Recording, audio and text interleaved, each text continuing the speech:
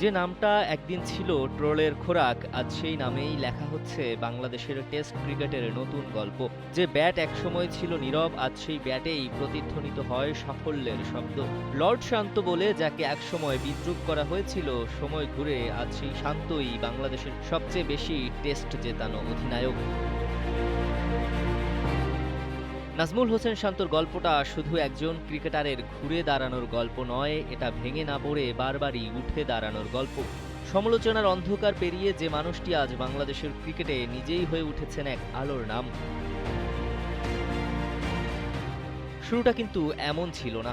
আন্তর্জাতিক ক্রিকেটে পা রাখার পর থেকেই প্রত্যাশার চাপ ছিল, কিন্তু সেই চাপের সঙ্গে তাল মেলাতে পারেননি শান্ত। ব্যাটে রান ছিল না, বড় ইনিংস আসছিল না, আর প্রতিটি ব্যর্থতার পরেই বাড়ছিল সমালোচনার ঝড়। একসময় সেই সমালোচনা এতটাই তীব্র হলো, লর্ড শান্ত নামটাই যেন তার পরিচয়ের অংশ হয়ে গেল। হয়তো সেই সময়টা মানসিকভাবেও সহজ ছিল না, তবুও বাইরে যত শব্দ, শান্ত ছিলেন ততটাই নীরব। কারণ তিনি জানতেন কথায় নয়, উত্তরটা দিতে হবে মাঠেই।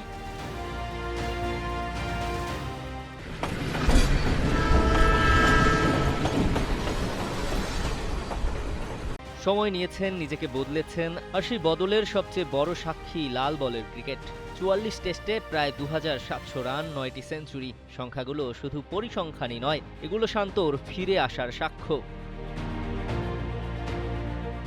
তবে ব্যাটসম্যান শান্তর চেয়ে বড় গল্পটা তৈরি হয়েছে অধিনায়ক শান্তকে ঘিরে। তার নেতৃত্বে ২০২৪ সালে পাকিস্তানের মাটিতে প্রথমবারের মতো টেস্ট সিরিজ জেতে বাংলাদেশ।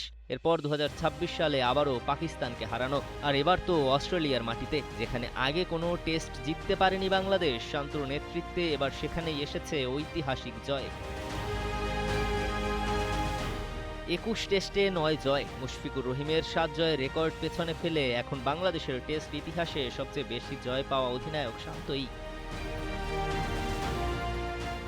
যে ছেলেটাকে নিয়ে একদিন প্রশ্ন উঠেছিল সে কি পারবে, আজ আর সেই প্রশ্নের উত্তর দিতে হয় না। উত্তর আছে স্কোরবোর্ডে, উত্তর আছে ইতিহাসের পাতায়, উত্তর আছে কোটি ক্রিকেট প্রেমীর বিশ্বাসে। কারণ জীবন কখনো কখনো মানুষকে ভেঙে দেয় শুধু এটা দেখার জন্য সে কতটা শক্ত হয়ে ফিরতে পারে। শান্ত ফিরেছেন, আর শুধু নিজেই ফেরেননি, সঙ্গে নিয়ে ফিরেছেন বাংলাদেশের টেস্ট ক্রিকেটের নতুন বিশ্বাস। আজ সেই লড়াকু ক্রিকেটারের জন্মদিন। শুভ জন্মদিন নাজমুল হোসেন শান্ত। যে নাম একদিন ছিল বিদ্রূপের, আজ সেই নামই বাংলাদেশ ক্রিকেটের এক প্রত্যাবর্তনের গল্প। দিবাকর চৌধুরী, কালের কণ্ঠ।